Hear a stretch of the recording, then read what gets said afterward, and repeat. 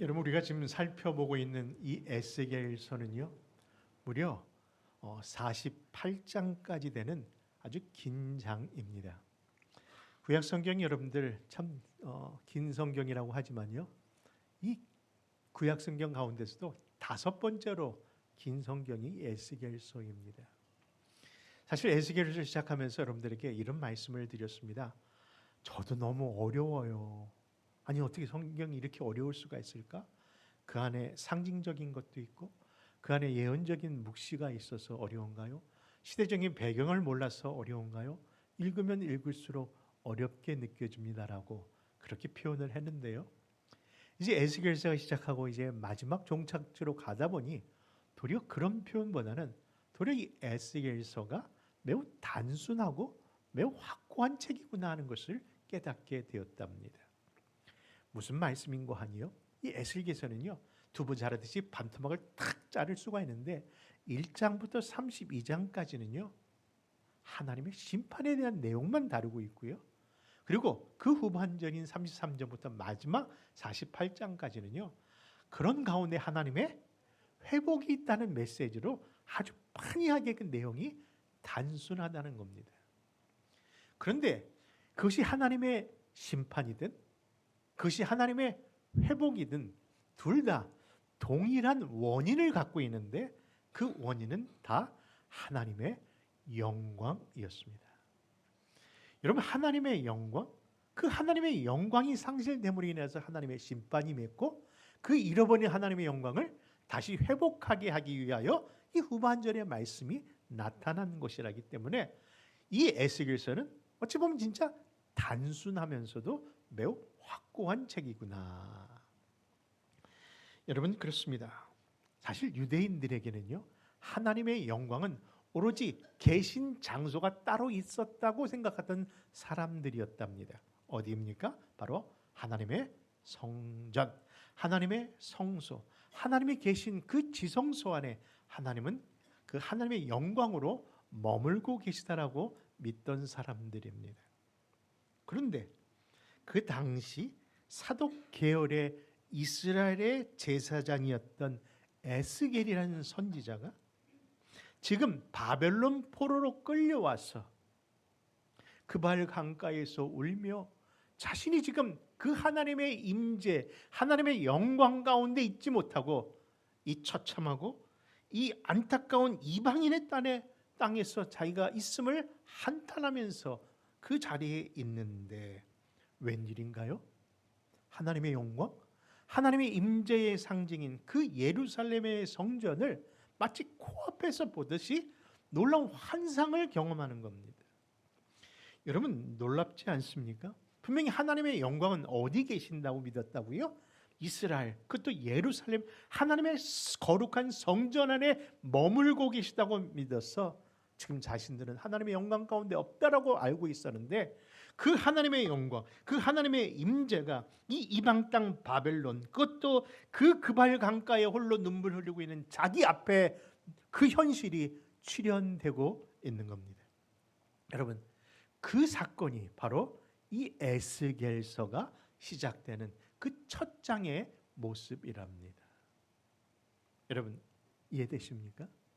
에스겔서가 시작을요, 바로 가고 싶고 돌아가고 싶은 저 예루살렘을 향하여 하나님, 그곳 계신 하나님을 갈망하고 있는데 그 갈망했던 여호와의 임재, 여호와의 하나님이 지금 자기 앞에서 표출되고 있음을 이 에스겔서가 첫 장에서 시작합니다. 그럼 배경에서 한번 이 에스겔서 첫 장 1절부터 3절의 말씀을 한번 찾아 읽어볼까요? 같이 찾아 읽습니다. 시작. 30째 해 넷째 달 조다새에 내가 그발 강가 사로잡힌 자 중에 있을 때에 하늘이 열리며 하나님의 모습이 내게 보이니 여호와긴 왕이 사로잡힌 지 5년 그달 초다새라. 갈대아 땅 그발 강가에서 여호와의 말씀이 부시 아들 제사장 나 에스겔에게 특별히 임하시고 여호와의 권능이 내 위에 있느니라. 아멘. 우리 사랑하는 성도 여러분, 금요일날 그런 말씀을 드렸는데 특별 목회자 세미나에서 강사 목사님이 그렇게 가르쳐 주시더라고요. 사랑하는 성도 여러분, 너희들이 자주 목사님들을 쓰는데 진짜 사랑하면서 그렇게 표현하고 있느냐, 그러다 보면 자꾸 이게 뜨끔뜨끔합니다. 그러나 언젠간 사랑하게 될 여러분 여러분들도 저를 사랑하실 거라고 믿고 다시 표현합니다. 사랑하는 성도 여러분, 우리 하나님, 우리가 믿는 하나님은요, 어디서나 함께 하시는 무소부재의 하나님이심을 믿으시기 바랍니다. 여러분, 무소부재라는 게 뭐예요? 안 계신 곳이 없다는 거예요. 하나님이 이 미국 땅에 계셨다면요, 앞으로 저 돌아갈 한국 당진에 죄송합니다. 그곳에도 계신 하나님이실 것이고요, 하나님이 내가 거하는 어떤 곳에서도 나와 함께 하시는 임마누엘 되시는 하나님이심을 믿으시기 바랍니다. 여러분, 그러니까 하나님은요, 하나님의 임재, 하나님의 영광은 어떤 특별한 장소에 극한되신 분이 아니라는 겁니다. 엄밀히 말한다면요, 하나님은 하나님의 백성이 있는 곳에, 그곳에 어디든지 찾아오셔서 함께 하시는 겁니다. 특별히 예루살렘 성전이 파괴되고 바벨론으로 끌려간 그 포로 생활을 하고 있는 백성들에게 하나님은 이런 위로의 말씀을 주십니다. 너희들이 생각하기에는 하나님의 영광, 하나님이 더 이상 너희와 함께 할 수 없을 것이라고 생각하지만, 하나님께서 너희들을 비록 이방 가운데 내모르셨지만 내가 너희를 위하여 내가 그곳에서 성소 가운데 임하겠나라고 말씀하시면서, 여러분, 하나님이 친히 그 백성들에게 찾아오시는 분으로 말씀하고 있다는 겁니다. 그 사실을 에스겔 11장 16절은 이렇게 증거합니다. 같이 읽습니다. 시작. 그런즉 너는 말하기를 주 여호와의 말씀에 내가 비록 그들을 멀리 이방인 가운데로 쫓아내고 여러 나라에 흩었으나 그들이 도달한 그 여러 나라에서 내가 잠깐 그들에게 성소가 되리라 하셨다 하라. 여러분, 그죠? 성전이 없는 그 포로지에서도 여전히 내가 너희와 함께하는 성소로 임하겠다라고 말씀하고 있는 거예요. 여러분, 무엇입니까? 하나님이 백성이 있는 곳에는 내가 너와 함께 하신다는 그 약속인 겁니다. 여러분, 나치 수용소에서 살아남아 평생을 용서와 그리고 복음 전파에 힘썼던 콜리 댐붐이라고 하는 여사의 일화에 보면요, 이런 이야기가 있습니다. 그는 그녀의 언니 베시와 함께 그 나치 수용소에서 너무나도 처참하고 불행한 시절을 보냈습니다. 얼마나 그 열악한 환경 속에 그곳에 있었는지 여러분들 영화나 책을 통해서 아시겠지만, 정말 너무나도 처참하고 불결하고 그런 환경이 좋지 않은 그런 곳인데요, 정말 그들에게 힘들게 했던 것은요, 다른 것이 아니라 너무나도 벼룩이 많았다는 거예요. 여러분, 벼룩 경험해 본 분 계십니까? 미국 오니까 왜 벼룩이 이렇게 많이, 쥐벼룩, 개벼룩, 고양이 벼룩, 비둘기 벼룩. 여러분, 야, 한국에서는 없던 벼룩이요, 이곳에는 있더라고요. 저도 한번 물려봤는데요, 얼마나 많이 물렸는지 의사에게 찾아가서 했더니 너무 심해서 주사를 맞아야 된다고, 그럼 얼른 좀 맞춰주세요 했더니 벼룩이 물린 자국마다 주사를 놓더라고요. 개수를 세보니까 102군데를 물렸는데, 여러분, 미국 벼룩 무섭더라고요. 그런데 지금 이 처참한 환경 속에 있는 이 콜리 데붐이라고 하는 그 여인과 그의 언니 베시가요, 바로 그런 환경 속에 처 있었다는 겁니다. 그런데도 두 자매는 손을 꼭 잡고, 그래도 우리 하나님께 생명을 부지하게 하시니께 감사하자. 오늘 감사의 감사를 반복하다 보니 뭐까지 감사하게 됐냐면요, 이 벼룩도 감사하다. 여러분, 어떻게 그 벼룩이 감사할 수 있겠습니까? 여러분, 물려본 사람은, 저도 지금요, 그 예전에 몇십 년에 물린 그 벼룩 자국이 아직도 있어요. 정말 가장 힘든 시간이 제가 그때였던 것 같아요. 근데 여러분, 그 벼룩에 감사했더니 어떤 일이 벌어진 줄 아십니까? 감사가 감사를 낳듯이 벼룩이 벼룩을 나가고요, 더 많은 벼룩이 그 방을 다 갔다는 겁니다. 얼마나 그 벼룩과 이가 많았는지 그 방이 소문이 나면서, 아니 도대체 그 나치 간수들도 그렇게 괴롭히며 그렇게 못되게 하던 그 간수들도요, 그 방에는 접근을 안 하더래요. 여러분, 근데 그게 하나님의 역사였어요. 여러분, 감사할 수 없는 그것을 감사했더니요, 도리어 그 안에 자유함을 얻으면서 자기들끼리 거기서 예배드리고 하나님을 찬양하며 그곳에는 다른 간수들을 전도하는 일까지 생기면서 그것이 하나님의 역사를 경험했노라고 그 책에서 얘기합니다. 그리고 그들은 이렇게 고백합니다. 하나님은 거룩하고 깨끗한 예배당에만 계신 분이 아니었습니다. 하나님은 결코 상상할 수 없는 그 고통스러운 수용소에서도 우리 하나님은 우리와 함께 하셨습니다. 그러므로 사랑하는 성도 여러분, 우리 하나님 어떤 분이라고요? 우리가 어디에 있든지 어떤 일에 처하든지 어떤 환경 속에서도 반드시 함께 하시는 그 주님이 있기에 그 가운데서도요, 그 말씀 가운데 위로받으시고요, 그 말씀 가운데 힘과 용기 누리시는 저와 여러분 되시기를 바랍니다. 자, 이렇게 하나님은 어떤 분이시라고요? 무소부재, 안 계신 곳이 없이 늘 함께 하시는 임마누엘 하나님이십니다.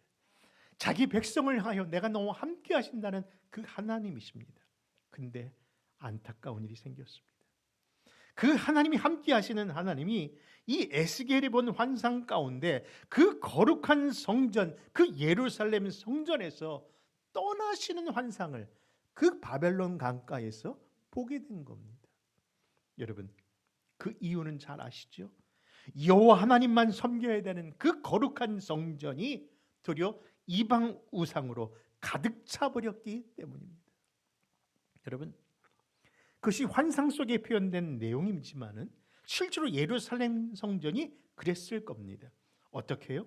예루살렘 성전 북쪽에 보니까요, 여러분, 아세라 목상이 서 있습니다. 그 남쪽 문에는 70명의 장로들이 스스로 만든 밀신 가운데 온갖 곤충과 짐승과 그리고 우상의 그림들을 그려놓고 거기다가 향을 피우고 분향을 하는 모습을 보게 됩니다. 여러분, 북쪽 문에는 보니까요, 바벨론의 풍요의 신인 담무스를 위하여 애곡하는 여인들이 그 성전 안에 있음을 보게 됩니다.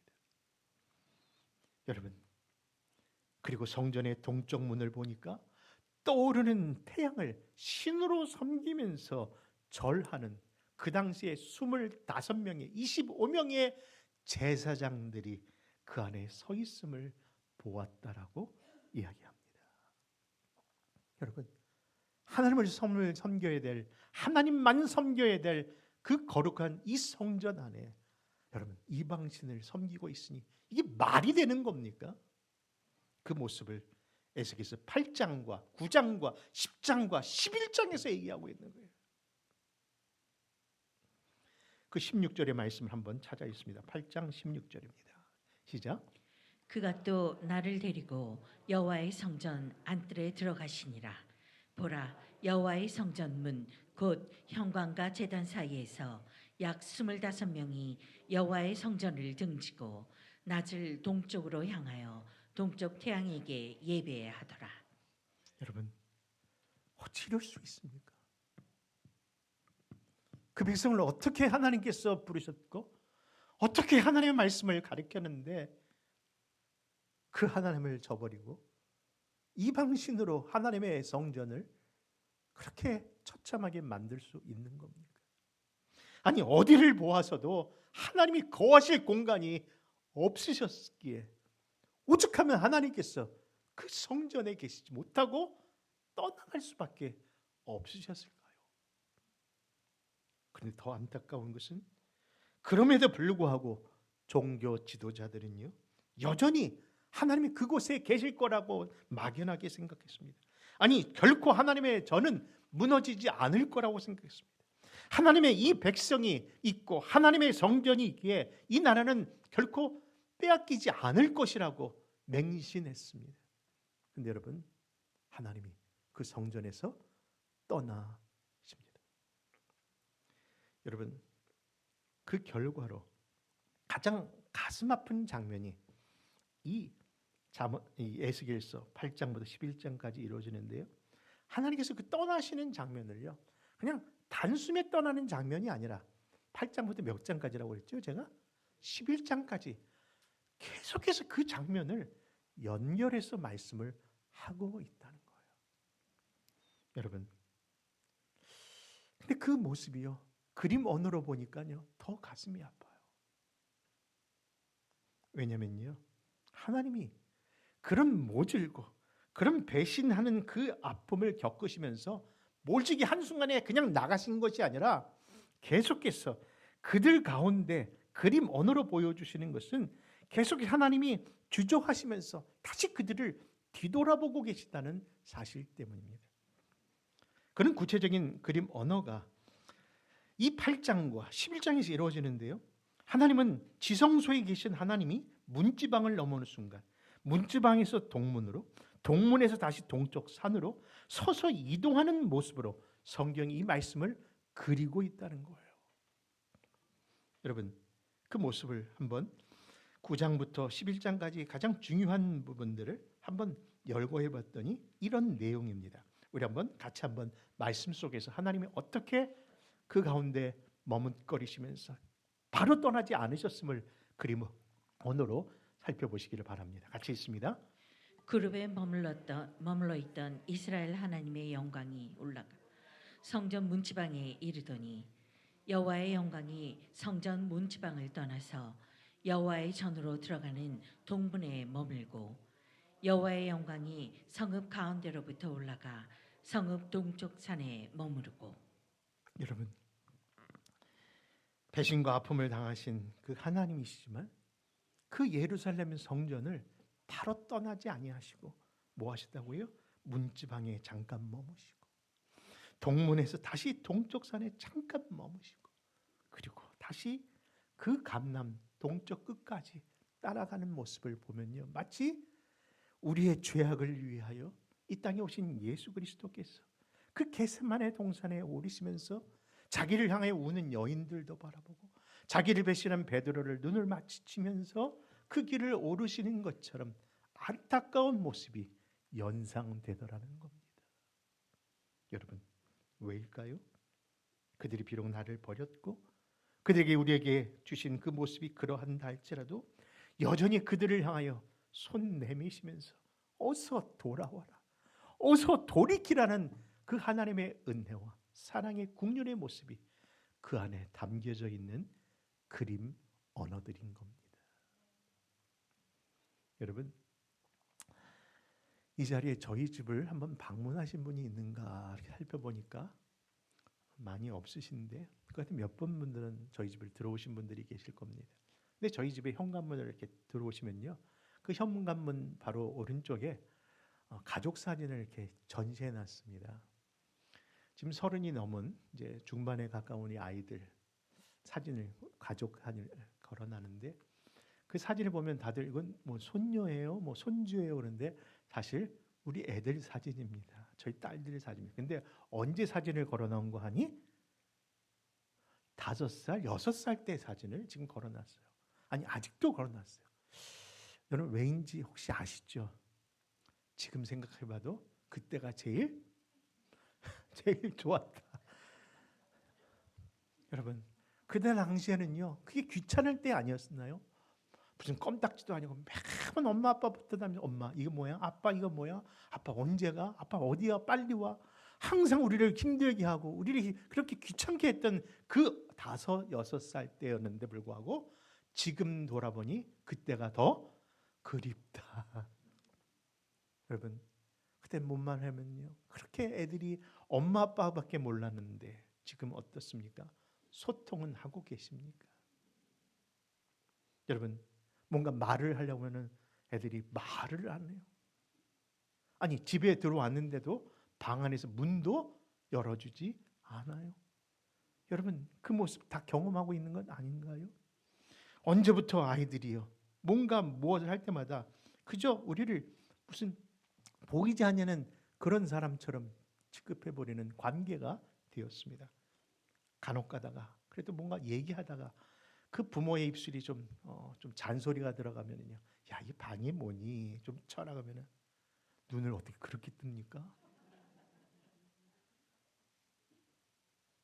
여러분, 미국 살면서 모진 욕이란 단어 다 듣고 알고 있지만요, 하나도 마음속에 부담이 없는 것은 그 뜻이 사실 무슨 뜻인지 모르기 때문에 무슨 욕을 해도 이렇게 마음이 상처가 안 되는데, 왜 애들이 했던 그 말은 평생 마음에 남는 것일까요? 여러분, 애가 한 그 한마디, 야, 이게 뭐니? 이렇게 하는 거 아니지 않니? 야, 좀 뭐 좀 해라 하면은 Please leave me alone. 날 좀 내버려 두세요. 내가 알아서 할게요. 내 방이에요. 내가 칠게요. 그냥 놔두세요.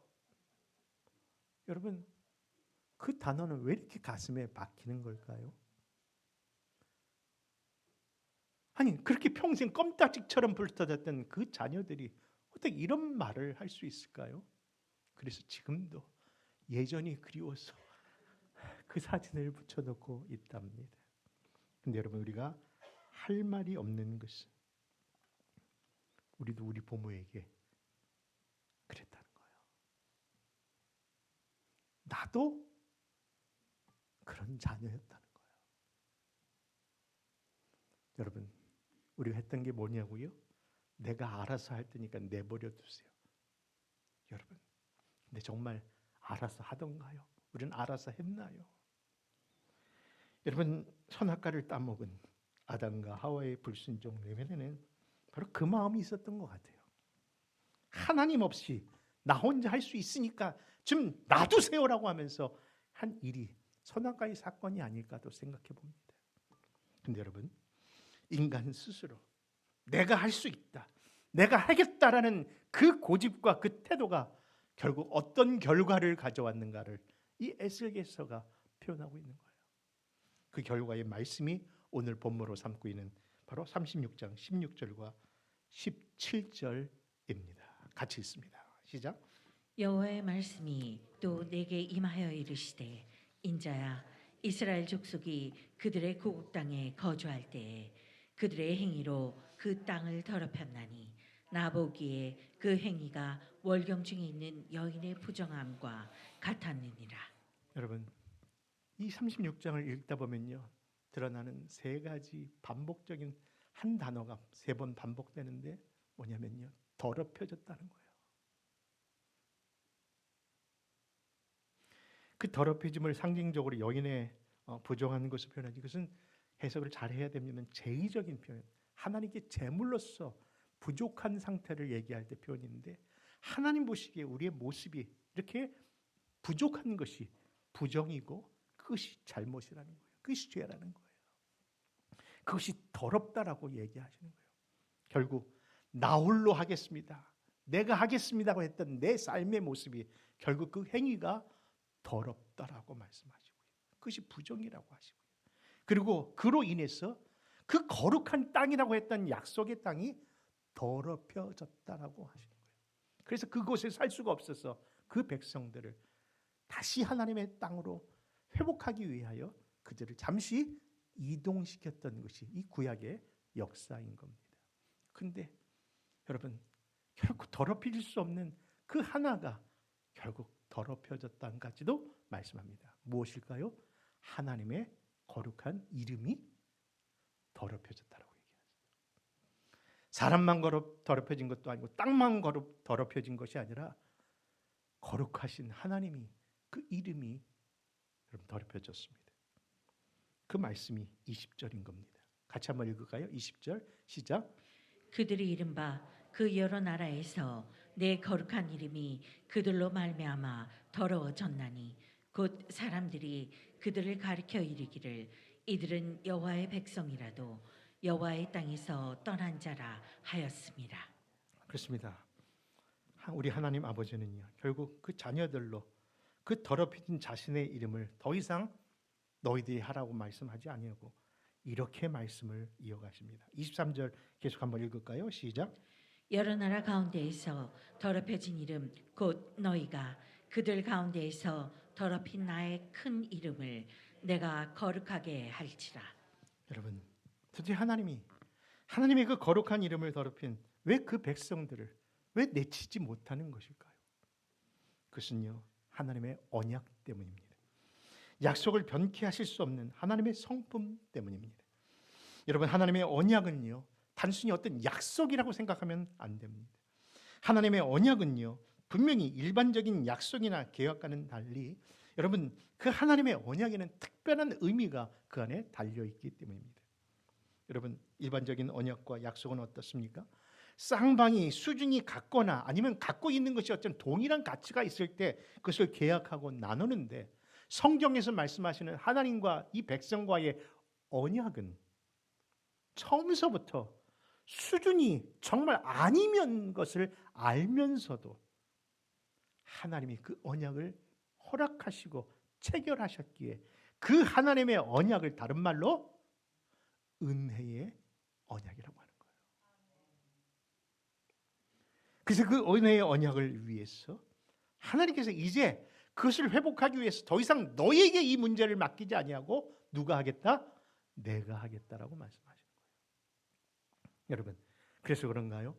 이 말씀을 읽다 보면요, 그 36장 20절 이하에서는 그들을 향하여 계속 말씀하시다가 이제 주어가 바뀝니다. 어떻게 바뀌냐고요? 이 모든 것을 자신이 하시겠다는 의미로 곧 하나님 스스로 이 회복을 친히 하시겠다는 것으로 세 가지 중요한 그런 변화의 역사를 행하신다라고 그 회복의 역사를 선포하십니다. 그 세 가지가 뭐냐고요? 첫째, 그것은 바로 정화, 정결케 하는 정화, 곧 죄인이 의인으로 회복하게 하는 그 일을 누가 하겠다? 내가 하겠다. 여러분, 그 말씀이 오늘 본문 24절과 25절입니다. 같이 있습니다. 내가 너희를 여러 나라 가운데에서 인도하여 내고 여러 민족 가운데에서 모아들이고 고국 땅에 들어가서 맑은 물을 너희에게 뿌려서 너희로 정결하게 하되 곧 너희 모든 더러운 것에서와 모든 우상 숭배에서 너희를 정결하게 할 것이며, 두 번째는 강화입니다. 영혼의 회복을 위하여 하나님께서 이제 새 영을 불어넣어 주시겠다라고 말씀합니다. 26절과 27절입니다. 시작. 또 새 영을 너희 속에 두고 새 마음을 너희에게 주되 너희 육신에서 굳은 마음을 제거하고 부드러운 마음을 줄 것이며, 또 내 영을 너희 속에 두어 너희로 내 율례를 행하게 하리니 너희가 내 규례를 지켜 행할지라. 그리고 세 번째는요, 바로 성화입니다. 곧 그 관계의 회복을 이처럼 말씀합니다. 28절 또 있습니다. 시작. 내가 너희 조상들에게 준 땅에서 너희가 거주하면서 내 백성이 되고 나는 너희 하나님이 되리라. 아멘. 여러분, 실존주의 철학자인 켈케우그가 사람들이 하는 말에 대하여 반감을 가지면서 반어적인 표현으로 이런 이야기를 합니다. 그렇죠. 아무리 못된 인간이라도요, 나이를 먹으면 변하더라고요. 여러분, 그러면서 그 변함의 그 주기의 시간을 한 40쯤 되면, 한 40만 되면 변하더라라는 이야기를 듣고 켈케우그가 이렇게 얘기합니다. 인생의 시작은 마음부터가 아니라 인생의 시작은 십자가부터입니다. 여러분, 그렇습니다. 성경의 역사를 보면요, 늘 인간이 한 일들은 하나님이 가장 아름답게 만드신 모든 것들을 다 망친 역사예요. 그렇죠? 여러분, 인간이 만든 모든 것들을 보십시오. 이건 순환이 되지 않아요. 여러분, 인간이 우주를 왕복한다고, 우주를 우리가 점령한다고 그렇게 기술과 그런 과학의 모든 것을 발전했지만 지금 하늘의 가장 큰 문제는 우주상에 떠오르는 그 쓰레기가 이제는 또 문제라며요.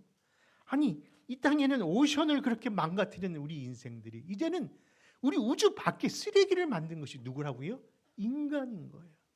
여러분, 에덴 동산을 시작한 모든 인간이 한 일들은 이처럼 망친 일입니다. 그런데 그 망친 일을 누가 다시 회복시키십니까? 하나님이 하신다는 거예요. 너희들은 망쳤지만 그것을 다시 복구하는 일은 내가 한 일이다 하시면서 지금도 그 일을 하고 있는 것이 이 인류의 역사, 성경의 역사가 아닐까 생각합니다. 근데 여러분, 그 최종적 완성은 언제 이루어지냐고요?